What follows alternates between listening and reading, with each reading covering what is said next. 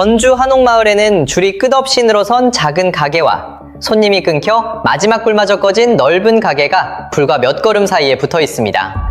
더 섬뜩한 건 이게 관광객이 사라진 비수기의 풍경이 아니라는 겁니다. 사람들이 쏟아지는 골목 바로 옆 2층 상가에는 손님 대신 임대 현수막만 펄럭입니다. 조사에서는 소규모 상가 건물의 공실률이 0%로 나타났습니다. 반면 중대형 상가 건물은 임대 면적의 31.24%, 사실상 3분의 1이 비어 있었습니다. 가격을 보면 상황은 더 충격적입니다. 면적당 임대료는 빈자리가 없는 소규모 상가 건물이 오히려 약 2.4배나 높았습니다. 사람은 넘쳐나고 작은 가게는 더 비싼데 대체 왜 넓은 가게부터 무너지고 있는 걸까요? 전주 한옥마을의 성공은 어떻게 몰락의 방아쇠가 된 걸까요? 한옥마을이 관광 특수를 누리던 시절 빈 가게가 나오면 다음 상인이 기다렸다는 듯 그 자리를 차지했습니다. 관광객은 골목을 가득 메웠고 상인들은 더 넓은 가게로 몸집을 키울 기회만 노렸습니다. 넓은 공간은 월세를 잡아먹는 짐이 아니라 더 많은 손님과 더 큰 매출을 쓸어 담을 수 있다는 성공의 증표였습니다. 당시 상인들이 두려워한 것은 가게가 비는 일이 아니었습니다. 좋은 자리를 다른 사람에게 먼저 빼앗기는 것이었습니다. 그런데 그 성공의 상징이었던 넓은 가게부터 하나둘 불이 꺼지기 시작했습니다. 모두가 가장 먼저 지목한 원인은 코로나였습니다. 관광객이 자취를 감췄으니 가게가 비는 것도 당연해 보였습니다. 한옥과 한복, 전통 음식처럼 다른 지역이 쉽게 흉내낼 수 없는 관광자산도 있었습니다. 방역 제한만 풀리고 사람들이 돌아오면 꺼진 상권의 불도 다시 켜질 것이라고 믿었습니다. 실제로 사람은 돌아왔어요. 전주시 이동통신 빅데이터 추산으로 2023년 방문객은 전년보다 36% 폭증하며 당시 역대 최대를 기록했습니다. 골목은 다시 사람으로 넘쳐났어요. 그런데 넓은 상가의 빈자리는 끝내 채워지지 않았습니다. 사람은 돌아왔지만 돈은 과거와 전혀 다른 길로 흐르고 있었습니다. 진짜 답은 균열이 시작된 순간에 있지 않았습니다. 모두가 한옥마을의 성공을 굳게 믿었던 바로 그 시절로 돌아가야 합니다. 이곳은 처음부터 관광객을 위해 만든 마을이 아니었어요. 600여 채의 한옥이 모인 이곳에는 실제 주민들이 살았고 처마 밑에는 빨래가 널렸으며 골목에서는 매일 같은 이웃과 마주쳤습니다. 관광객이 구경하러 오는 세트장이 아니라 누군가 아침을 먹고 아이를 키우고 밤이 되면 불을 끄는 생활 공간이었습니다. 이 평범한 집들이 어느 순간 사람을 살게 하는 공간보다 관광객에게 파는 공간으로 더 비싸게 평가되기 시작했어요. 2010년 전통과 느린 삶의 가치를 보존하는 국제 슬로시티로 지정되면서 한옥마을의 인지도는 빠르게 높아졌고 관광객도 본격적으로 몰리기 시작했습니다. 조용했던 골목의 경제적 가치도 함께 달라졌어요. 처음에는 낯선 관광객 몇 명이 카메라를 들고 돌아다녔습니다. 곧 관광버스가 들어왔고 사람들이 줄을 서기 시작했습니다. 평범한 한옥 한 채는 가족의 집으로 남아있을 때보다 카페와 대여점으로 쓰일 때 더 많은 돈을 벌 수 있는 공간이 됐어요. 상업시설은 약 100곳에서 10년이 채 되지 않아 400곳 가까이 불어났습니다. 마당에서 빨래를 널던 가족이 나가자 그 자리에는 야외 테이블이 깔렸습니다. 이웃집 대문에는 한복 대여 가격표가 붙었고 아이들이 과자를 사던 구멍가게는 관광객이 기념품을 고르는 가게로 바뀌었습니다. 건물은 무너지지 않았습니다. 기와도, 담장도, 좁은 골목도 그대로였습니다. 그런데 10년 사이 주민 약 500명이 떠나면서 그 풍경을 살아 움직이게 하던 사람들이 하나씩 사라졌습니다. 함께 사라진 것은 사람만이 아니었어요. 비 오는 화요일에도 국밥집을 찾고 관광객이 없는 겨울에도 세탁소와 슈퍼를 이용하던 일상적인 수요가 빠져나갔습니다. 그런데 숫자만 보면 주민이 남긴 빈자리는 이미 메워지고도 남아야 했습니다. 떠난 주민보다 비교할 수 없을 만큼 많은 관광객이 골목을 채웠고 방문객은 폭발적으로 늘었습니다. 장사는 더 잘 돼야 할 것처럼 보였어요. 관광객은 주민처럼 움직이지 않았어요. 맑은 주말에 한꺼번에 밀려와 가장 유명한 골목으로 향했고 사진을 찍고 손에 들고 먹을 수 있는 무언가를 산 뒤 다음 장소로 빠져나갔습니다. 주민의 돈은 작지만 여러 업종으로 흩어졌고 관광객의 돈은 크지만 몇몇 상품과 골목에 집중됐습니다. 사람은 훨씬 많아졌는데 돈이 흐르는 면적은 오히려 좁아졌어요. 2015년 그 변화는 한 상품을 둘러싼 전쟁으로 폭발했습니다. 전주시가 골목 밖으로 밀어내려 한 상대는 거대 프랜차이즈도 외지 자본도 아니었습니다. 관광객 한 명이 한 손에 들고 걸어가던 꼬치였습니다. 그해 전주시는 한옥마을에서 꼬치를 밀어내려 했습니다. 기름 연기가 기와지붕 아래로 퍼졌고 골목에는 꼬치 막대와 쓰레기가 쌓였습니다. 전통 문화의 상징이어야 할 마을이 거대한 길거리 음식촌으로 변하고 있다는 비판이 터졌습니다. 전주시는 더 늦기 전에 막아야 한다고 판단했습니다. 업소들의 반발뿐 아니라 법적 문제도 걸렸습니다. 꼬치를 패스트푸드로 명확히 규정하기 어려웠고 퇴출을 강행하면 행정소송으로 이어질 가능성도 있었습니다. 기존 업소들이 연통 설치와 위생 개선을 약속하면서 결국 시는 영업을 허용하되 신규 진입만 막는 선에서 물러섰습니다. 겉으로는 행정과 상인 사이의 작은 갈등이었습니다. 그런데 왜 수많은 상품 가운데 하필 꼬치가 한옥마을의 골칫거리가 됐을까요? 꼬치는 좁은 창고 하나로 팔 수 있었어요. 꼬치가 잘 팔린 이유를 따라가면 관광객이 한옥마을에서 어떻게 움직이고 있었는지가 보였습니다. 많은 관광객의 대표 동선은 빠르게 소비할 수 있는 방식으로 짜여 있었습니다. 한복을 빌리고 골목에서 사진을 찍고 줄이 긴 간식을 손에 쥔 채 이동합니다. 음료 한 잔과 주요 골목 한 바퀴만으로도 여행의 핵심 장면을 빠르게 채울 수 있었어요. 관광객은 분명 지갑을 열었습니다. 다만 어느 한 공간에도 오래 머물 필요는 없었어요. 작은 가게에는 이 동선 자체가 매출이었어요. 꼬치 하나만 팔아도 거래가 끝났고 손님이 빨리 떠날수록 다음 사람을 받을 수 있었습니다. 좌석도 넓은 주방도 필요 없었어요. 앞문으로 상품을 내밀고 결제를 받는 순간 매출이 생겼습니다. 하지만 불과 몇 걸음 옆 넓은 식당은 달랐어요. 골목을 걷던 사람을 멈춰 세우고 문을 열게 하고 계단비까지 올려보내고 메뉴판 앞에 앉혀야 비로소 매출이 시작됐습니다. 손님이 한 명도 없어도 홀에 불은 켜야 했고 냉난방비와 인건비는 계속 빠져나갔어요. 2023년 한옥마을을 찾은 1,500만 명의 발길은 골목에 넘쳐났지만 그 열기는 계단 위 넓은 상가까지 고르게 번지지 않았습니다. 이 보이지 않던 경계는 몇 년 뒤 공실률에서 잔인할 만큼 선명하게 드러났습니다.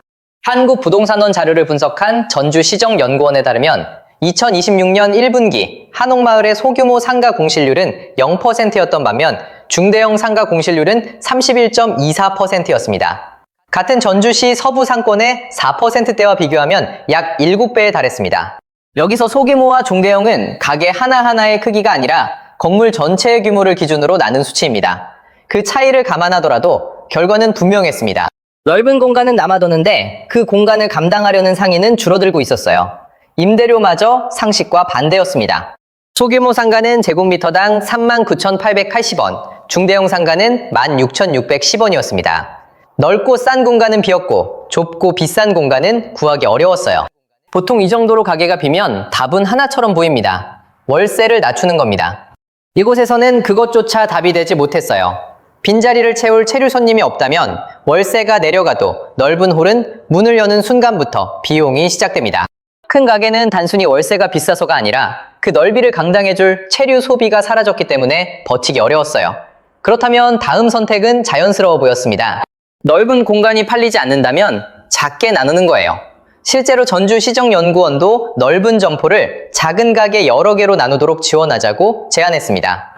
안식점과 카페, 한복 대여점, 기념품점처럼 작은 공간으로도 운영할 수 있는 업종의 수요에 맞추자는 것이었습니다. 다만 이 방식으로 공실을 줄이더라도 골목이 짧은 소비에 유리한 업종으로만 채워지면 관광객을 오래 붙잡아둘 공간은 더 줄어들 수 있습니다. 다음으로 떠오르는 건 그 공간을 통째로 감당할 상인을 데려오는 방법이었습니다. 규제를 완화해 넓은 점포를 감당할 유명 브랜드를 유치하는 방안도 떠올릴 수 있습니다. 넓은 공간을 채울 자본도 있고 관광객을 안으로 끌어들일 브랜드도 있습니다.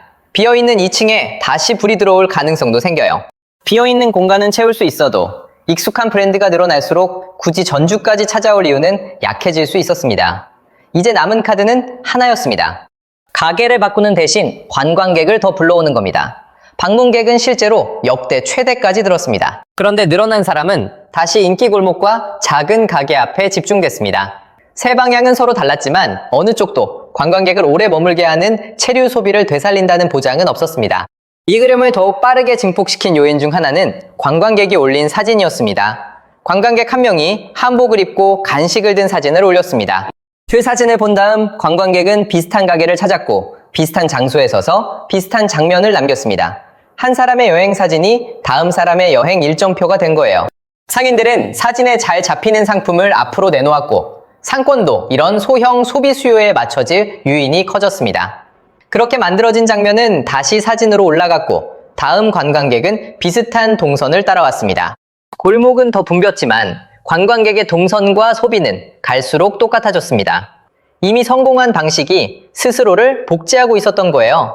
이 구조에서 누구 하나를 악당으로 지목하기는 어렵습니다. 관광객은 가장 재미있어 보이는 것을 골랐고 상인은 가장 잘 팔리는 상품을 내놓았습니다. 건물주는 비어있는 공간을 채우기 위해 더 작은 점포를 찾았고 행정은 늘어난 방문객을 성공으로 기록했습니다. 각자의 선택은 모두 합리적이었어요. 문제는 그 선택들이 한 방향으로만 쌓였다는 겁니다. 관광객은 사진에 잘 잡히는 몇몇 골목과 상품을 빠르게 소비한 뒤 떠났고 상권도 그 동선에 맞춰 재편됐습니다. 반대로 오래 머물며 식사하고 쉬어야 매출이 생기는 넓은 공간은 점점 버티기 어려워졌습니다. 그 결과 한옥마을은 사람을 불러오는 데는 성공했지만 그 발길을 골목 전체의 소비로 퍼뜨리지는 못했습니다. 방문객 수가 늘어나는 것과 상권 전체가 살아나는 것은 전혀 같은 일이 아니었습니다. 전주 한옥마을은 실패해서 무너진 것이 아닙니다. 방문객 숫자를 키우는 데 집중한 나머지 사람들이 어디에 머물고 어떻게 돈을 쓰는지는 놓쳐버린 겁니다. 좁은 가게 앞의 줄은 앞으로도 더 길어질 수 있습니다. 그러나 바로 옆 넓은 가게에 불이 계속 꺼진다면 그것을 과연 성공이라고 부를 수 있을까요? 댓글로 의견을 남겨주세요. 전주 한옥마을에는 줄이 끝없이 늘어선 작은 가게와 손님이 끊겨 마지막 꿀마저 꺼진 넓은 가게가 불과 몇 걸음 사이에 붙어 있습니다. 더 성특한 건 이게 관광객이 사라진 비수기의 풍경이 아니라는 겁니다. 사람들이 쏟아지는 골목 바로 옆 2층 상가에는 손님 대신 임대 현수막만 펄럭입니다. 조사에서는 소규모 상가 건물의 공실률이 0%로 나타났습니다. 반면 중대형 상가 건물은 임대 면적의 31.24%, 사실상 3분의 1이 비어 있었습니다. 가격을 보면 상황은 더 충격적입니다. 면적당 임대료는 빈자리가 없는 소규모 상가 건물이 오히려 약 2.4배나 높았습니다. 사람은 넘쳐나고 작은 가게는 더 비싼데 대체 왜 넓은 가게부터 무너지고 있는 걸까요? 전주 한옥마을의 성공은 어떻게 몰락의 방아쇠가 된 걸까요? 한옥마을이 관광 특수를 누리던 시절 빈 가게가 나오면 다음 상인이 기다렸다는 듯 그 자리를 차지했습니다. 관광객은 골목을 가득 메웠고 상인들은 더 넓은 가게로 몸집을 키울 기회만 노렸습니다. 넓은 공간은 월세를 잡아먹는 짐이 아니라 더 많은 손님과 더 큰 매출을 쓸어 담을 수 있다는 성공의 증표였습니다. 당시 상인들이 두려워한 것은 가게가 비는 일이 아니었습니다. 좋은 자리를 다른 사람에게 먼저 빼앗기는 것이었습니다. 그런데 그 성공의 상징이었던 넓은 가게부터 하나둘 불이 꺼지기 시작했습니다. 모두가 가장 먼저 지목한 원인은 코로나였습니다. 관광객이 자취를 감췄으니 가게가 비는 것도 당연해 보였습니다. 한옥과 한복, 전통 음식처럼 다른 지역이 쉽게 흉내낼 수 없는 관광 자산도 있었습니다. 방역 제한만 풀리고 사람들이 돌아오면 꺼진 상권의 불도 다시 켜질 것이라고 믿었습니다. 실제로 사람은 돌아왔어요. 전주시 이동통신 빅데이터 추산으로 2023년 방문객은 전년보다 36% 폭증하며 당시 역대 최대를 기록했습니다. 골목은 다시 사람으로 넘쳐났어요. 그런데 넓은 상가의 빈자리는 끝내 채워지지 않았습니다. 사람은 돌아왔지만 돈은 과거와 전혀 다른 길로 흐르고 있었습니다. 진짜 답은 균열이 시작된 순간에 있지 않았습니다. 모두가 한옥마을의 성공을 굳게 믿었던 바로 그 시절로 돌아가야 합니다. 이곳은 처음부터 관광객을 위해 만든 마을이 아니었어요. 600여 채의 한옥이 모인 이곳에는 실제 주민들이 살았고 처마 밑에는 빨래가 널렸으며 골목에서는 매일 같은 이웃과 마주쳤습니다. 관광객이 구경하러 오는 세트장이 아니라 누군가 아침을 먹고 아이를 키우고 밤이 되면 불을 끄는 생활 공간이었습니다. 이 평범한 집들이 어느 순간 사람을 살게 하는 공간보다 관광객에게 파는 공간으로 더 비싸게 평가되기 시작했어요. 2010년 전통과 느린 삶의 가치를 보존하는 국제 슬로시티로 지정되면서 한옥마을의 인지도는 빠르게 높아졌고 관광객도 본격적으로 몰리기 시작했습니다. 조용했던 골목의 경제적 가치도 함께 달라졌어요. 처음에는 낯선 관광객 몇 명이 카메라를 들고 돌아다녔습니다. 곧 관광버스가 들어왔고 사람들이 줄을 서기 시작했습니다. 평범한 한옥 한 채는 가족의 집으로 남아있을 때보다 카페와 대여점으로 쓰일 때 더 많은 돈을 벌 수 있는 공간이 됐어요. 상업시설은 약 100곳에서 10년이 채 되지 않아 400곳 가까이 불어났습니다. 마당에서 빨래를 널던 가족이 나가자 그 자리에는 야외 테이블이 깔렸습니다. 이웃집 대문에는 한복 대여 가격표가 붙었고 아이들이 과자를 사던 구멍가게는 관광객이 기념품을 고르는 가게로 바뀌었습니다. 건물은 무너지지 않았습니다. 기와도, 담장도, 좁은 골목도 그대로였습니다. 그런데 10년 사이 주민 약 500명이 떠나면서 그 풍경을 살아 움직이게 하던 사람들이 하나씩 사라졌습니다. 함께 사라진 것은 사람만이 아니었어요. 비 오는 화요일에도 국밥집을 찾고 관광객이 없는 겨울에도 세탁소와 슈퍼를 이용하던 일상적인 수요가 빠져나갔습니다. 그런데 숫자만 보면 주민이 남긴 빈자리는 이미 메워지고도 남아야 했습니다. 떠난 주민보다 비교할 수 없을 만큼 많은 관광객이 골목을 채웠고 방문객은 폭발적으로 늘었습니다. 장사는 더 잘 돼야 할 것처럼 보였어요. 관광객은 주민처럼 움직이지 않았어요. 맑은 주말에 한꺼번에 밀려와 가장 유명한 골목으로 향했고 사진을 찍고 손에 들고 먹을 수 있는 무언가를 산 뒤 다음 장소로 빠져나갔습니다. 주민의 돈은 작지만 여러 업종으로 흩어졌고 관광객의 돈은 크지만 몇몇 상품과 골목에 집중됐습니다. 사람은 훨씬 많아졌는데 돈이 흐르는 면적은 오히려 좁아졌어요. 2015년 그 변화는 한 상품을 둘러싼 전쟁으로 폭발했습니다. 전주시가 골목 밖으로 밀어내려 한 상대는 거대 프랜차이즈도 외지 자본도 아니었습니다. 관광객 한 명이 한 손에 들고 걸어가던 꼬치였습니다. 그해 전주시는 한옥마을에서 꼬치를 밀어내려 했습니다. 기름 연기가 기와지붕 아래로 퍼졌고 골목에는 꼬치 막대와 쓰레기가 쌓였습니다. 전통 문화의 상징이어야 할 마을이 거대한 길거리 음식촌으로 변하고 있다는 비판이 터졌습니다. 전주시는 더 늦기 전에 막아야 한다고 판단했습니다. 업소들의 반발뿐 아니라 법적 문제도 걸렸습니다. 꼬치를 패스트푸드로 명확히 규정하기 어려웠고 퇴출을 강행하면 행정소송으로 이어질 가능성도 있었습니다. 기존 업소들이 연통 설치와 위생 개선을 약속하면서 결국 시는 영업을 허용하되 신규 진입만 막는 선에서 물러섰습니다. 겉으로는 행정과 상인 사이의 작은 갈등이었습니다. 그런데 왜 수많은 상품 가운데 하필 꼬치가 한옥마을의 골칫거리가 됐을까요? 꼬치는 좁은 창고 하나로 팔 수 있었어요. 꼬치가 잘 팔린 이유를 따라가면 관광객이 한옥마을에서 어떻게 움직이고 있었는지가 보였습니다. 많은 관광객의 대표 동선은 빠르게 소비할 수 있는 방식으로 짜여 있었습니다. 한복을 빌리고 골목에서 사진을 찍고 줄이 긴 간식을 손에 쥔 채 이동합니다. 음료 한 잔과 주요 골목 한 바퀴만으로도 여행의 핵심 장면을 빠르게 채울 수 있었어요. 관광객은 분명 지갑을 열었습니다. 다만 어느 한 공간에도 오래 머물 필요는 없었어요. 작은 가게에는 이 동선 자체가 매출이었어요. 꼬치 하나만 팔아도 거래가 끝났고 손님이 빨리 떠날수록 다음 사람을 받을 수 있었습니다. 좌석도 넓은 주방도 필요 없었어요. 앞문으로 상품을 내밀고 결제를 받는 순간 매출이 생겼습니다. 하지만 불과 몇 걸음 옆 넓은 식당은 달랐어요. 골목을 걷던 사람을 멈춰 세우고 문을 열게 하고 계단비까지 올려보내고 메뉴판 앞에 앉혀야 비로소 매출이 시작됐습니다. 손님이 한 명도 없어도 홀에 불은 켜야 했고 냉난방비와 인건비는 계속 빠져나갔어요.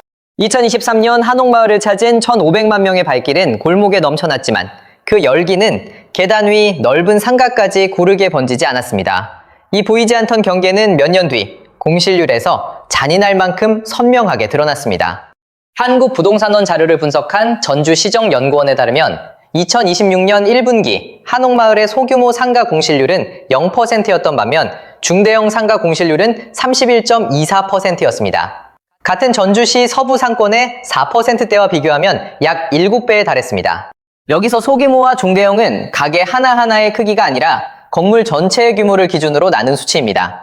그 차이를 감안하더라도 결과는 분명했습니다. 넓은 공간은 남아도는데 그 공간을 감당하려는 상인은 줄어들고 있었어요.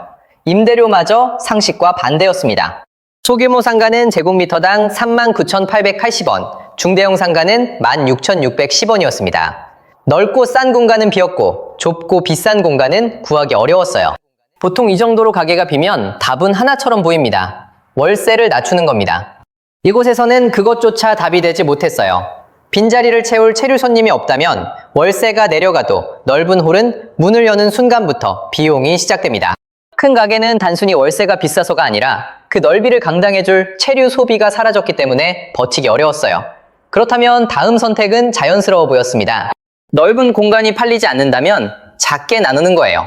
실제로 전주시정연구원도 넓은 점포를 작은 가게 여러 개로 나누도록 지원하자고 제안했습니다. 안식점과 카페, 한복 대여점, 기념품점처럼 작은 공간으로도 운영할 수 있는 업종의 수요에 맞추자는 것이었습니다. 다만 이 방식으로 공시를 줄이더라도 골목이 짧은 소비에 유리한 업종으로만 채워지면 관광객을 오래 붙잡아둘 공간은 더 줄어들 수 있습니다. 다음으로 떠오르는 건 그 공간을 통째로 감당할 상인을 데려오는 방법이었습니다. 규제를 완화해 넓은 점포를 감당할 유명 브랜드를 유치하는 방안도 떠올릴 수 있습니다. 넓은 공간을 채울 자본도 있고 관광객을 안으로 끌어들일 브랜드도 있습니다. 비어있는 2층에 다시 불이 들어올 가능성도 생겨요.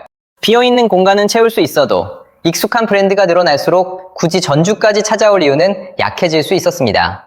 이제 남은 카드는 하나였습니다. 가게를 바꾸는 대신 관광객을 더 불러오는 겁니다.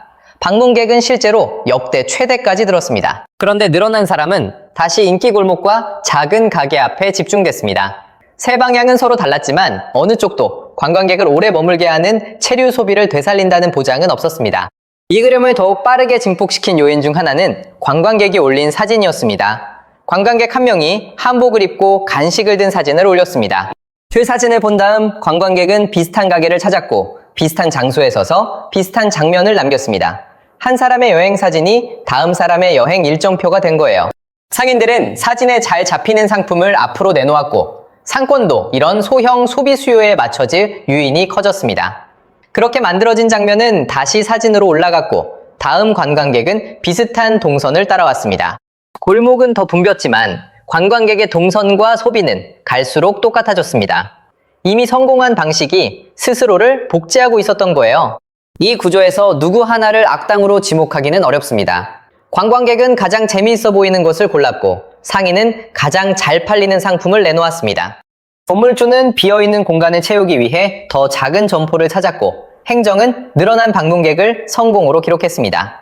각자의 선택은 모두 합리적이었어요. 문제는 그 선택들이 한 방향으로만 쌓였다는 겁니다. 관광객은 사진에 잘 잡히는 몇몇 골목과 상품을 빠르게 소비한 지 떠났고 상권도 그 동선에 맞춰 재편됐습니다. 반대로 오래 머물며 식사하고 쉬어야 매출이 생기는 넓은 공간은 점점 버티기 어려워졌습니다. 그 결과 한옥마을은 사람을 불러오는 데는 성공했지만 그 발길을 골목 전체의 소비로 퍼뜨리지는 못했습니다. 방문객 수가 늘어나는 것과 상권 전체가 살아나는 것은 전혀 같은 일이 아니었습니다. 전주 한옥마을은 실패해서 무너진 것이 아닙니다. 방문객 숫자를 키우는 데 집중한 나머지 사람들이 어디에 머물고 어떻게 돈을 쓰는지는 놓쳐버린 겁니다. 좁은 가게 앞의 줄은 앞으로도 더 길어질 수 있습니다. 그러나 바로 옆 넓은 가게에 불이 계속 꺼진다면 그것을 과연 성공이라고 부를 수 있을까요? 댓글로 의견을 남겨주세요. 전주 한옥마을에는 줄이 끝없이 늘어선 작은 가게와 손님이 끊겨 마지막 불마저 꺼진 넓은 가게가 불과 몇 걸음 사이에 붙어 있습니다. 더 성특한 건 이게 관광객이 사라진 비수기의 풍경이 아니라는 겁니다. 사람들이 쏟아지는 골목 바로 옆 2층 상가에는 손님 대신 임대 현수막만 펄럭입니다. 조사에서는 소규모 상가 건물의 공실률이 0%로 나타났습니다. 반면 중대형 상가 건물은 임대 면적의 31.24%, 사실상 3분의 1이 비어 있었습니다. 가격을 보면 상황은 더 충격적입니다. 면적당 임대료는 빈자리가 없는 소규모 상가 건물이 오히려 약 2.4배나 높았습니다. 사람은 넘쳐나고 작은 가게는 더 비싼데 대체 왜 넓은 가게부터 무너지고 있는 걸까요? 전주 한옥마을의 성공은 어떻게 몰락의 방아쇠가 된 걸까요? 한옥마을이 관광 특수를 누리던 시절 빈 가게가 나오면 다음 상인이 기다렸다는 듯 그 자리를 차지했습니다. 관광객은 골목을 가득 메웠고 상인들은 더 넓은 가게로 몸집을 키울 기회만 노렸습니다. 넓은 공간은 월세를 잡아먹는 짐이 아니라 더 많은 손님과 더 큰 매출을 쓸어 담을 수 있다는 성공의 증표였습니다. 당시 상인들이 두려워한 것은 가게가 비는 일이 아니었습니다. 좋은 자리를 다른 사람에게 먼저 빼앗기는 것이었습니다. 그런데 그 성공의 상징이었던 넓은 가게부터 하나둘 불이 꺼지기 시작했습니다. 모두가 가장 먼저 지목한 원인은 코로나였습니다. 관광객이 자취를 감췄으니 가게가 비는 것도 당연해 보였습니다. 한옥과 한복, 전통 음식처럼 다른 지역이 쉽게 흉내낼 수 없는 관광자산도 있었습니다. 방역 제한만 풀리고 사람들이 돌아오면 꺼진 상권의 불도 다시 켜질 것이라고 믿었습니다. 실제로 사람은 돌아왔어요. 전주시 이동통신 빅데이터 추산으로 2023년 방문객은 전년보다 36% 폭증하며 당시 역대 최대를 기록했습니다. 골목은 다시 사람으로 넘쳐났어요. 그런데 넓은 상가의 빈자리는 끝내 채워지지 않았습니다. 사람은 돌아왔지만 돈은 과거와 전혀 다른 길로 흐르고 있었습니다. 진짜 답은 균열이 시작된 순간에 있지 않았습니다. 모두가 한옥마을의 성공을 굳게 믿었던 바로 그 시절로 돌아가야 합니다. 이곳은 처음부터 관광객을 위해 만든 마을이 아니었어요. 600여 채의 한옥이 모인 이곳에는 실제 주민들이 살았고 처마 밑에는 빨래가 널렸으며 골목에서는 매일 같은 이웃과 마주쳤습니다. 관광객이 구경하러 오는 세트장이 아니라 누군가 아침을 먹고 아이를 키우고 밤이 되면 불을 끄는 생활 공간이었습니다. 이 평범한 집들이 어느 순간 사람을 살게 하는 공간보다 관광객에게 파는 공간으로 더 비싸게 평가되기 시작했어요. 2010년 전통과 느린 삶의 가치를 보존하는 국제 슬로시티로 지정되면서 한옥마을의 인지도는 빠르게 높아졌고 관광객도 본격적으로 몰리기 시작했습니다. 조용했던 골목의 경제적 가치도 함께 달라졌어요. 처음에는 낯선 관광객 몇 명이 카메라를 들고 돌아다녔습니다. 곧 관광버스가 들어왔고 사람들이 줄을 서기 시작했습니다. 평범한 한옥 한 채는 가족의 집으로 남아있을 때보다 카페와 대여점으로 쓰일 때 더 많은 돈을 벌 수 있는 공간이 됐어요. 상업시설은 약 100곳에서 10년이 채 되지 않아 400곳 가까이 불어났습니다. 마당에서 빨래를 널던 가족이 나가자 그 자리에는 야외 테이블이 깔렸습니다. 이웃집 대문에는 한복 대여 가격표가 붙었고 아이들이 과자를 사던 구멍가게는 관광객이 기념품을 고르는 가게로 바뀌었습니다. 건물은 무너지지 않았습니다. 기와도, 담장도, 좁은 골목도 그대로였습니다. 그런데 10년 사이 주민 약 500명이 떠나면서 그 풍경을 살아 움직이게 하던 사람들이 하나씩 사라졌습니다. 함께 사라진 것은 사람만이 아니었어요. 비 오는 화요일에도 국밥집을 찾고 관광객이 없는 겨울에도 세탁소와 슈퍼를 이용하던 일상적인 수요가 빠져나갔습니다. 그런데 숫자만 보면 주민이 남긴 빈자리는 이미 메워지고도 남아야 했습니다. 떠난 주민보다 비교할 수 없을 만큼 많은 관광객이 골목을 채웠고 방문객은 폭발적으로 늘었습니다. 장사는 더 잘 돼야 할 것처럼 보였어요. 관광객은 주민처럼 움직이지 않았어요. 맑은 주말에 한꺼번에 밀려와 가장 유명한 골목으로 향했고 사진을 찍고 손에 들고 먹을 수 있는 무언가를 산 뒤 다음 장소로 빠져나갔습니다. 주민의 돈은 작지만 여러 업종으로 흩어졌고 관광객의 돈은 크지만 몇몇 상품과 골목에 집중됐습니다. 사람은 훨씬 많아졌는데 돈이 흐르는 면적은 오히려 좁아졌어요. 2015년 그 변화는 한 상품을 둘러싼 전쟁으로 폭발했습니다. 전주시가 골목 밖으로 밀어내려 한 상대는 거대 프랜차이즈도 외지 자본도 아니었습니다. 관광객 한 명이 한 손에 들고 걸어가던 꼬치였습니다.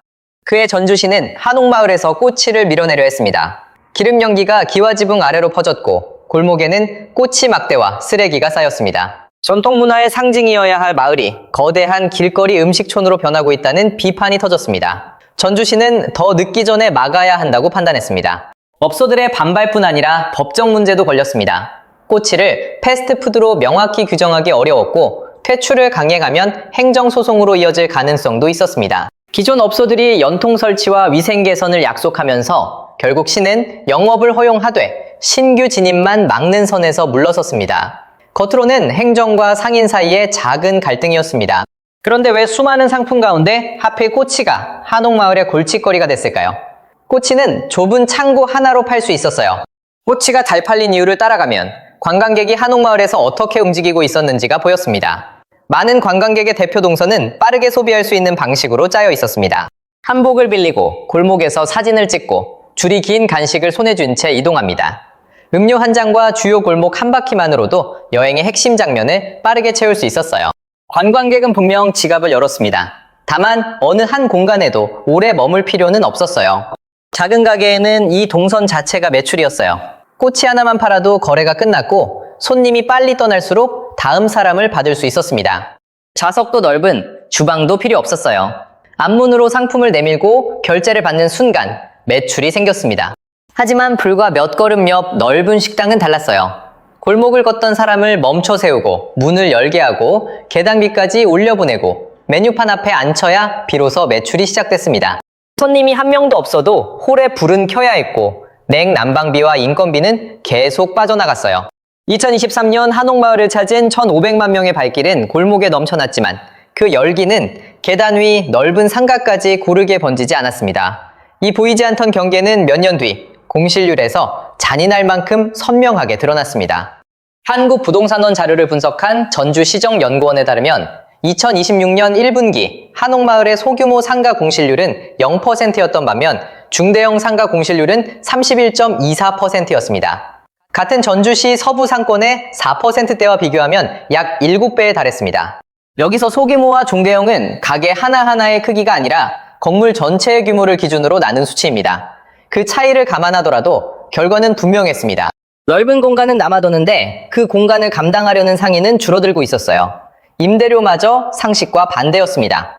소규모 상가는 제곱미터당 39,880원, 중대형 상가는 16,610원이었습니다. 넓고 싼 공간은 비었고 좁고 비싼 공간은 구하기 어려웠어요. 보통 이 정도로 가게가 비면 답은 하나처럼 보입니다. 월세를 낮추는 겁니다. 이곳에서는 그것조차 답이 되지 못했어요. 빈자리를 채울 체류 손님이 없다면 월세가 내려가도 넓은 홀은 문을 여는 순간부터 비용이 시작됩니다. 큰 가게는 단순히 월세가 비싸서가 아니라 그 넓이를 감당해줄 체류 소비가 사라졌기 때문에 버티기 어려웠어요. 그렇다면 다음 선택은 자연스러워 보였습니다. 넓은 공간이 팔리지 않는다면 작게 나누는 거예요.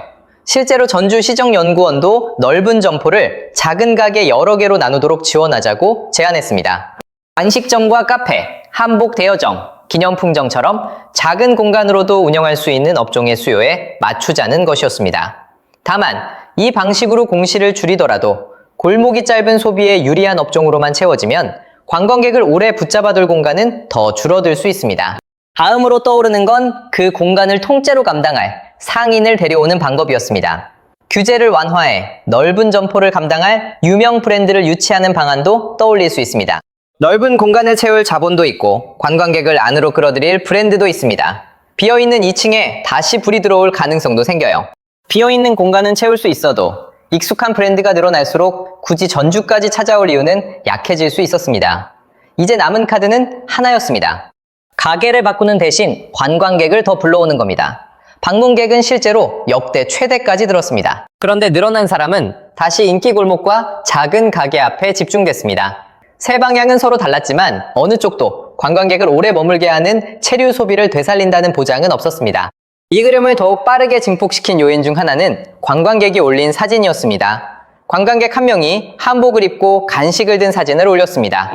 그 사진을 본 다음 관광객은 비슷한 가게를 찾았고 비슷한 장소에 서서 비슷한 장면을 남겼습니다. 한 사람의 여행 사진이 다음 사람의 여행 일정표가 된 거예요. 상인들은 사진에 잘 잡히는 상품을 앞으로 내놓았고 상권도 이런 소형 소비 수요에 맞춰질 유인이 커졌습니다. 그렇게 만들어진 장면은 다시 사진으로 올라갔고 다음 관광객은 비슷한 동선을 따라왔습니다. 골목은 더 붐볐지만 관광객의 동선과 소비는 갈수록 똑같아졌습니다. 이미 성공한 방식이 스스로를 복제하고 있었던 거예요. 이 구조에서 누구 하나를 악당으로 지목하기는 어렵습니다. 관광객은 가장 재미있어 보이는 것을 골랐고 상인은 가장 잘 팔리는 상품을 내놓았습니다. 건물주는 비어있는 공간을 채우기 위해 더 작은 점포를 찾았고 행정은 늘어난 방문객을 성공으로 기록했습니다. 각자의 선택은 모두 합리적이었어요. 문제는 그 선택들이 한 방향으로만 쌓였다는 겁니다. 관광객은 사진에 잘 잡히는 몇몇 골목과 상품을 빠르게 소비한 지 떠났고 상권도 그 동선에 맞춰 재편됐습니다. 반대로 오래 머물며 식사하고 쉬어야 매출이 생기는 넓은 공간은 점점 버티기 어려워졌습니다. 그 결과 한옥마을은 사람을 불러오는 데는 성공했지만 그 발길을 골목 전체의 소비로 퍼뜨리지는 못했습니다. 방문객 수가 늘어나는 것과 상권 전체가 살아나는 것은 전혀 같은 일이 아니었습니다. 전주 한옥마을은 실패해서 무너진 것이 아닙니다. 방문객 숫자를 키우는 데 집중한 나머지 사람들이 어디에 머물고 어떻게 돈을 쓰는지는 놓쳐버린 겁니다. 좁은 가게 앞의 줄은 앞으로도 더 길어질 수 있습니다. 그러나 바로 옆 넓은 가게에 불이 계속 꺼진다면 그것을 과연 성공이라고 부를 수 있을까요? 댓글로 의견을 남겨주세요. 전주 한옥마을에는 줄이 끝없이 늘어선 작은 가게와 손님이 끊겨 마지막 불마저 꺼진 넓은 가게가 불과 몇 걸음 사이에 붙어 있습니다. 더 섬뜩한 건 이게 관광객이 사라진 비수기의 풍경이 아니라는 겁니다. 사람들이 쏟아지는 골목 바로 옆 2층 상가에는 손님 대신 임대 현수막만 펄럭입니다. 조사에서는 소규모 상가 건물의 공실률이 0%로 나타났습니다. 반면 중대형 상가 건물은 임대 면적의 31.24%, 사실상 3분의 1이 비어 있었습니다. 가격을 보면 상황은 더 충격적입니다. 면적당 임대료는 빈자리가 없는 소규모 상가 건물이 오히려 약 2.4배나 높았습니다. 사람은 넘쳐나고 작은 가게는 더 비싼데 대체 왜 넓은 가게부터 무너지고 있는 걸까요? 전주 한옥마을의 성공은 어떻게 몰락의 방아쇠가 된 걸까요? 한옥마을이 관광 특수를 누리던 시절, 빈 가게가 나오면 다음 상인이 기다렸다는 듯 그 자리를 차지했습니다. 관광객은 골목을 가득 메웠고 상인들은 더 넓은 가게로 몸집을 키울 기회만 노렸습니다. 넓은 공간은 월세를 잡아먹는 짐이 아니라 더 많은 손님과 더 큰 매출을 쓸어 담을 수 있다는 성공의 증표였습니다. 당시 상인들이 두려워한 것은 가게가 비는 일이 아니었습니다. 좋은 자리를 다른 사람에게 먼저 빼앗기는 것이었습니다. 그런데 그 성공의 상징이었던 넓은 가게부터 하나둘 불이 꺼지기 시작했습니다. 모두가 가장 먼저 지목한 원인은 코로나였습니다. 관광객이 자취를 감췄으니 가게가 비는 것도 당연해 보였습니다. 한옥과 한복, 전통 음식처럼 다른 지역이 쉽게 흉내낼 수 없는 관광자산도 있었습니다. 방역 제한만 풀리고 사람들이 돌아오면 꺼진 상권의 불도 다시 켜질 것이라고 믿었습니다. 실제로 사람은 돌아왔어요. 전주시 이동통신 빅데이터 추산으로 2023년 방문객은 전년보다 36% 폭증하며 당시 역대 최대를 기록했습니다. 골목은 다시 사람으로 넘쳐났어요. 그런데 넓은 상가의 빈자리는 끝내 채워지지 않았습니다. 사람은 돌아왔지만 돈은 과거와 전혀 다른 길로 흐르고 있었습니다. 진짜 답은 균열이 시작된 순간에 있지 않았습니다. 모두가 한옥마을의 성공을 굳게 믿었던 바로 그 시절로 돌아가야 합니다. 이곳은 처음부터 관광객을 위해 만든 마을이 아니었어요. 600여 채의 한옥이 모인 이곳에는 실제 주민들이 살았고 처마 밑에는 빨래가 널렸으며 골목에서는 매일 같은 이웃과 마주쳤습니다. 관광객이 구경하러 오는 세트장이 아니라 누군가 아침을 먹고 아이를 키우고 밤이 되면 불을 끄는 생활 공간이었습니다. 이 평범한 집들이 어느 순간 사람을 살게 하는 공간보다 관광객에게 파는 공간으로 더 비싸게 평가되기 시작했어요. 2010년 전통과 느린 삶의 가치를 보존하는 국제 슬로시티로 지정되면서 한옥마을의 인지도는 빠르게 높아졌고 관광객도 본격적으로 몰리기 시작했습니다. 조용했던 골목의 경제적 가치도 함께 달라졌어요. 처음에는 낯선 관광객 몇 명이 카메라를 들고 돌아다녔습니다. 곧 관광버스가 들어왔고 사람들이 줄을 서기 시작했습니다. 평범한 한옥 한 채는 가족의 집으로 남아있을 때보다 카페와 대여점으로 쓰일 때 더 많은 돈을 벌 수 있는 공간이 됐어요. 상업시설은 약 100곳에서 10년이 채 되지 않아 400곳 가까이 불어났습니다. 마당에서 빨래를 널던 가족이 나가자 그 자리에는 야외 테이블이 깔렸습니다. 이웃집 대문에는 한복 대여 가격표가 붙었고 아이들이 과자를 사던 구멍가게는 관광객이 기념품을 고르는 가게로 바뀌었습니다. 건물은 무너지지 않았습니다.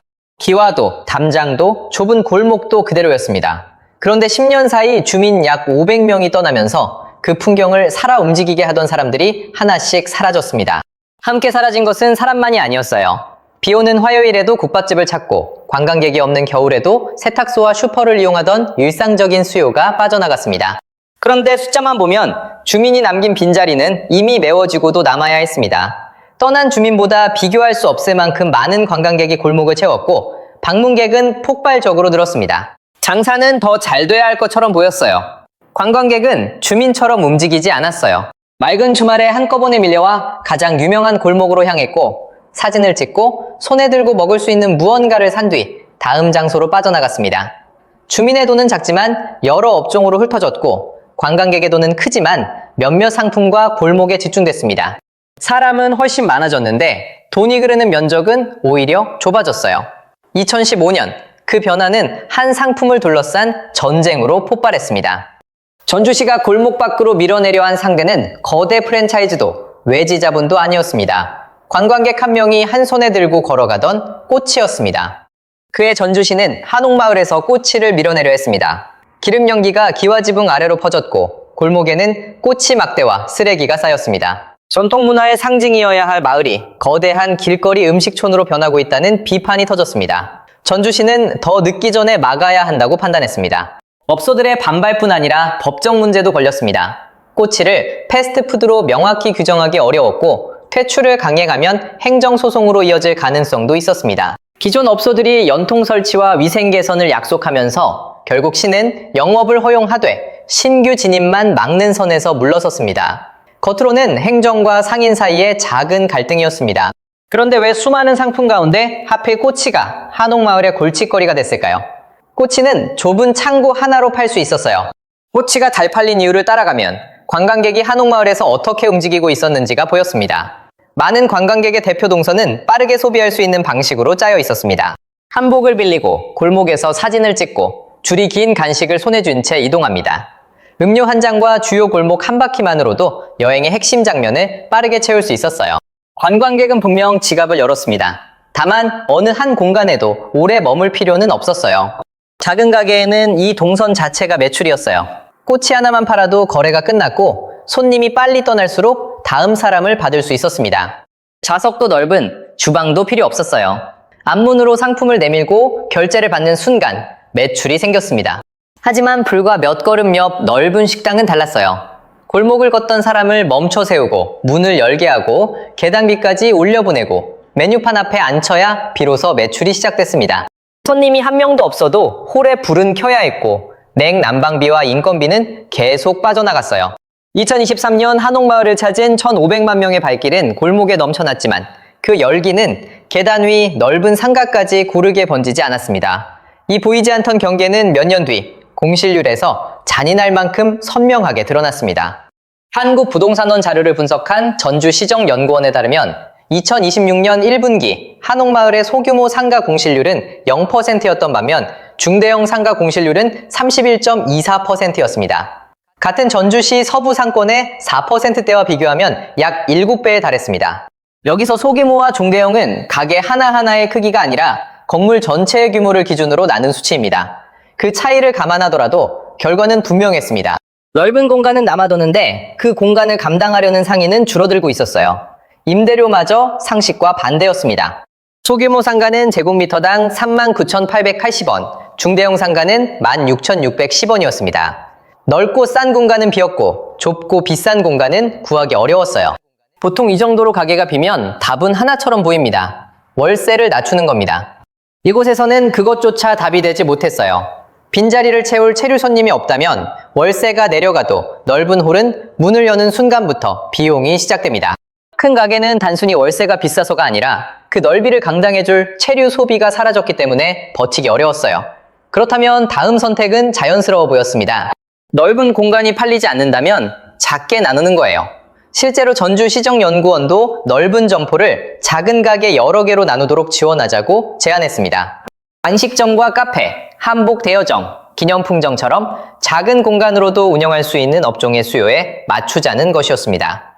다만 이 방식으로 공실을 줄이더라도 골목이 짧은 소비에 유리한 업종으로만 채워지면 관광객을 오래 붙잡아둘 공간은 더 줄어들 수 있습니다. 다음으로 떠오르는 건 그 공간을 통째로 감당할 상인을 데려오는 방법이었습니다. 규제를 완화해 넓은 점포를 감당할 유명 브랜드를 유치하는 방안도 떠올릴 수 있습니다. 넓은 공간을 채울 자본도 있고 관광객을 안으로 끌어들일 브랜드도 있습니다. 비어있는 2층에 다시 불이 들어올 가능성도 생겨요. 비어있는 공간은 채울 수 있어도 익숙한 브랜드가 늘어날수록 굳이 전주까지 찾아올 이유는 약해질 수 있었습니다. 이제 남은 카드는 하나였습니다. 가게를 바꾸는 대신 관광객을 더 불러오는 겁니다. 방문객은 실제로 역대 최대까지 늘었습니다. 그런데 늘어난 사람은 다시 인기 골목과 작은 가게 앞에 집중됐습니다. 세 방향은 서로 달랐지만 어느 쪽도 관광객을 오래 머물게 하는 체류 소비를 되살린다는 보장은 없었습니다. 이 그림을 더욱 빠르게 증폭시킨 요인 중 하나는 관광객이 올린 사진이었습니다. 관광객 한 명이 한복을 입고 간식을 든 사진을 올렸습니다. 그 사진을 본 다음 관광객은 비슷한 가게를 찾았고 비슷한 장소에 서서 비슷한 장면을 남겼습니다. 한 사람의 여행 사진이 다음 사람의 여행 일정표가 된 거예요. 상인들은 사진에 잘 잡히는 상품을 앞으로 내놓았고 상권도 이런 소형 소비 수요에 맞춰질 유인이 커졌습니다. 그렇게 만들어진 장면은 다시 사진으로 올라갔고 다음 관광객은 비슷한 동선을 따라왔습니다. 골목은 더 붐볐지만 관광객의 동선과 소비는 갈수록 똑같아졌습니다. 이미 성공한 방식이 스스로를 복제하고 있었던 거예요. 이 구조에서 누구 하나를 악당으로 지목하기는 어렵습니다. 관광객은 가장 재미있어 보이는 것을 골랐고 상인은 가장 잘 팔리는 상품을 내놓았습니다. 건물주는 비어있는 공간을 채우기 위해 더 작은 점포를 찾았고 행정은 늘어난 방문객을 성공으로 기록했습니다. 각자의 선택은 모두 합리적이었어요. 문제는 그 선택들이 한 방향으로만 쌓였다는 겁니다. 관광객은 사진에 잘 잡히는 몇몇 골목과 상품을 빠르게 소비한 지 떠났고 상권도 그 동선에 맞춰 재편됐습니다. 반대로 오래 머물며 식사하고 쉬어야 매출이 생기는 넓은 공간은 점점 버티기 어려워졌습니다. 그 결과 한옥마을은 사람을 불러오는 데는 성공했지만 그 발길을 골목 전체의 소비로 퍼뜨리지는 못했습니다. 방문객 수가 늘어나는 것과 상권 전체가 살아나는 것은 전혀 같은 일이 아니었습니다. 전주 한옥마을은 실패해서 무너진 것이 아닙니다. 방문객 숫자를 키우는 데 집중한 나머지 사람들이 어디에 머물고 어떻게 돈을 쓰는지는 놓쳐버린 겁니다. 좁은 가게 앞의 줄은 앞으로도 더 길어질 수 있습니다. 그러나 바로 옆 넓은 가게에 불이 계속 꺼진다면 그것을 과연 성공이라고 부를 수 있을까요? 댓글로 의견을 남겨주세요.